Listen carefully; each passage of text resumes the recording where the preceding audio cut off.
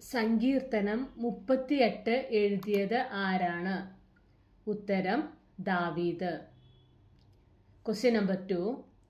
യഹോവയോട് തൻ്റെ ക്രോധത്തിൽ എന്ത് ചെയ്യരുതെന്ന് സങ്കീർത്തനക്കാരൻ അപേക്ഷിക്കുന്നു? ഉത്തരം എന്നെ ശിക്ഷിക്കരുത്. സങ്കീർത്തനം 38:1. യഹോവയുടെ അസ്ത്രങ്ങളെക്കുറിച്ച് ദാവീദ് എന്താണ് പറയുന്നത്? ഉത്തരം എന്നിൽ തറച്ചിരിക്കുന്നു. സങ്കീർത്തനങ്ങൾ 38:2. യഹോവയുടെ അസ്ത്രങ്ങൾ എവിടെയാണ് തറച്ചിരിക്കുന്നത് എന്നാണ് സങ്കീർത്തനക്കാരൻ പറയുന്നത്? ഉത്തരം തന്നിൽ. സങ്കീർത്തനങ്ങൾ 38:2. Question number 5. ദൈവത്തിൻ്റെ കൈ തൻ്റെ മേൽ എങ്ങനെയാണ് എന്നാണ് സങ്കീർത്തനക്കാരൻ പറയുന്നത്? ഉത്തരം ഭാരമായിരിക്കുന്നു. സങ്കീർത്തനങ്ങൾ 38:2. യഹോവയുടെ നീരസം ഹേതുവായി സങ്കീർത്തനക്കാരൻ്റെ ദേഹത്തിൽ എന്ത് ഇല്ല എന്ന് അദ്ദേഹം പറയുന്നു? ഉത്തരം സൗഖ്യം. സങ്കീർത്തനങ്ങൾ 38:3. Question number 7. സങ്കീർത്തനക്കാരൻ്റെ അസ്ഥികളിൽ സ്വസ്ഥതയില്ലാത്തതിൻ്റെ കാരണം എന്താണ്? ഉത്തരം പാപം. സങ്കീർത്തനങ്ങൾ 38:3. Question number 8. പാപം ഹേതുവായി സങ്കീർത്തനക്കാരന് എവിടെയാണ് സ്വസ്ഥതയില്ലാത്തത്? ഉത്തരം അസ്ഥികളിൽ. സങ്കീർത്തനങ്ങൾ 38:3. സങ്കീർത്തനക്കാരൻ തൻ്റെ അകൃത്യങ്ങളെ എന്തിനോടാണ് ഉപമിക്കുന്നത്? ഉത്തരം ഭാരമുള്ള ചുമടിനോട്.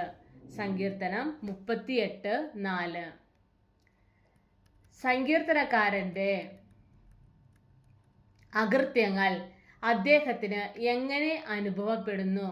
ഉത്തരം അവ തലയ്ക്കു മീതെ കവിഞ്ഞിരിക്കുന്നു, ഭാരമുള്ള ചുമട് പോലെ അതിഘനമായിരിക്കുന്നു. സങ്കീർത്തനം 38:4. Question number 11. സങ്കീർത്തനക്കാരൻ്റെ വ്രണങ്ങൾ ചീഞ്ഞു നാറാൻ കാരണമായി അദ്ദേഹം എന്താണ് പറയുന്നത്? ഉത്തരം തൻ്റെ ഭോഷത്വം ഹേതുവായി. സങ്കീർത്തനങ്ങൾ 38:5. Question number 12. സങ്കീർത്തനക്കാരൻ്റെ അരയിൽ എന്താണ് നിറഞ്ഞിരിക്കുന്നത് എന്നാണ് അദ്ദേഹം പറയുന്നത്? ഉത്തരം വരൾച്ച നിറഞ്ഞിരിക്കുന്നു. സങ്കീർത്തനം 38:7. Question number 13. സങ്കീർത്തനക്കാരൻ തൻ്റെ ദേഹത്തെക്കുറിച്ച് എന്താണ് പറയുന്നത്? ഉത്തരം തൻ്റെ ദേഹത്തിൽ സൗഖ്യമില്ലെന്ന് പറയുന്നു. സങ്കീർത്തനം 38:7. Question number 14. ദാവീദ് തൻ്റെ അവസ്ഥയെ എങ്ങനെ വിവരിക്കുന്നു? ഉത്തരം താൻ ക്ഷീണിച്ചു അത്യന്തം തകർന്നിരിക്കുന്നുവെന്ന് പറയുന്നു. സങ്കീർത്തനം 38:8. സങ്കീർത്തനക്കാരൻ എന്തുകൊണ്ടാണ് അലറുന്നത് എന്നാണ് പറയുന്നത്? ഉത്തരം തൻ്റെ ഹൃദയത്തിലെ ഞരക്കം നിമിത്തം. സങ്കീർത്തനങ്ങൾ 38:8. സങ്കീർത്തനം 38:9. കർത്താവേ, എൻ്റെ ആഗ്രഹമൊക്കെയും നിന്റെ മുമ്പിലിരിക്കുന്നു, എൻ്റെ ഞരക്കം നിനക്ക് മറഞ്ഞിരിക്കുന്നതുമില്ല. Question number 17. സങ്കീർത്തനക്കാരൻ്റെ ശാരീരിക അവസ്ഥയെ എങ്ങനെ വിവരിക്കുന്നു? ഉത്തരം തൻ്റെ നെഞ്ച് ഇടിക്കുന്നു, താൻ വശം കെട്ടിരിക്കുന്നു, തൻ്റെ കണ്ണിൻ്റെ വെളിച്ചവും ഇല്ലാതെയായിരിക്കുന്നു. സങ്കീർത്തനം 38:10. Question number 18. സങ്കീർത്തനക്കാരൻ്റെ സ്നേഹിതന്മാരും കൂട്ടുകാരും അദ്ദേഹത്തോട് എങ്ങനെ പെരുമാറി? ഉത്തരം അദ്ദേഹത്തിൻ്റെ ബാധ കണ്ട് മാറി നിന്നു. സങ്കീർത്തനം 38:11. Question number 19. സങ്കീർത്തനക്കാരൻ്റെ ചാർച്ചക്കാർ എന്തു ചെയ്തു? ഉത്തരം അവർ അകന്നു നിന്നു. സങ്കീർത്തനം 38:11. Question number 20. സങ്കീർത്തനക്കാരൻ്റെ പ്രാണഹാനി വരുത്തുവാൻ നോക്കുന്നവർ എന്ത് ചെയ്തു?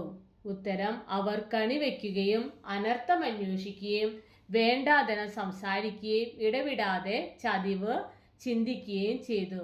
സങ്കീർത്തനം 38:12. 12. Question number 21. ശത്രുക്കളുടെ മുമ്പിൽ സങ്കീർത്തനക്കാരൻ എങ്ങനെ പ്രതികരിച്ചു? ഉത്തരം: ചെകിടനെ പോലെ കേൾക്കാതെയും വായ് തുറക്കാത്ത ഊമനെ പോലെയും ആയിരുന്നു. സങ്കീർത്തനം 38:13. Question number 22. ദാവീദ് പ്രത്യാശ വെച്ചിരിക്കുന്നത് ആരിൽ? ഉത്തരം: യഹോവയിൽ. സങ്കീർത്തനം 38:15. Question number 23. സങ്കീർത്തനക്കാരൻ തന്റെ ശത്രുക്കളെ എങ്ങനെ വിവരിക്കുന്നു? ഉത്തരം: അവർ ജീവനും ബലവുമുള്ളവരാണ്. തന്നെ വെറുതെ പകയ്ക്കുന്നവർ പെരുകിയിരിക്കുന്നു. സങ്കീർത്തനം 38:19. Question number 24. സങ്കീർത്തനക്കാരൻ നന്മ പിന്തുടർന്നിട്ടും ശത്രുക്കൾ അദ്ദേഹത്തോട് എന്തു ചെയ്തു? ഉത്തരം: അവർ നന്മയ്ക്ക് പകരം തിന്മ ചെയ്തു, അദ്ദേഹത്തിന് വിരോധികളായി. സങ്കീർത്തനം 38:20. Question number 25. യഹോവയോട് സങ്കീർത്തനക്കാരൻ എന്ത് അപേക്ഷിക്കുന്നു? ഉത്തരം: എന്നെ കൈവിടരുതേ, എൻ്റെ ദൈവമേ, എന്നോട് അകന്നിരിക്കരുതേ എന്ന് അപേക്ഷിക്കുന്നു. സങ്കീർത്തനം 38:21. Question number 26. സങ്കീർത്തനക്കാരൻ കർത്താവിനോട് എന്തിനു വേണ്ടിയാണ് വേഗം വരണമെന്ന് അപേക്ഷിക്കുന്നത്? ഉത്തരം: തൻ്റെ സഹായത്തിന് വേണ്ടി വേഗം വരണമെന്ന് അപേക്ഷിക്കുന്നു. സങ്കീർത്തനം 38:22. സങ്കീർത്തനക്കാരൻ കർത്താവിനെ ഏത് വിശേഷണത്തിലാണ് അഭിസംബോധന ചെയ്യുന്നത്? ഉത്തരം: എൻ്റെ രക്ഷയാകുന്ന കർത്താവേ എന്ന് അഭിസംബോധന ചെയ്യുന്നു. സങ്കീർത്തനം 38:22. Thank you.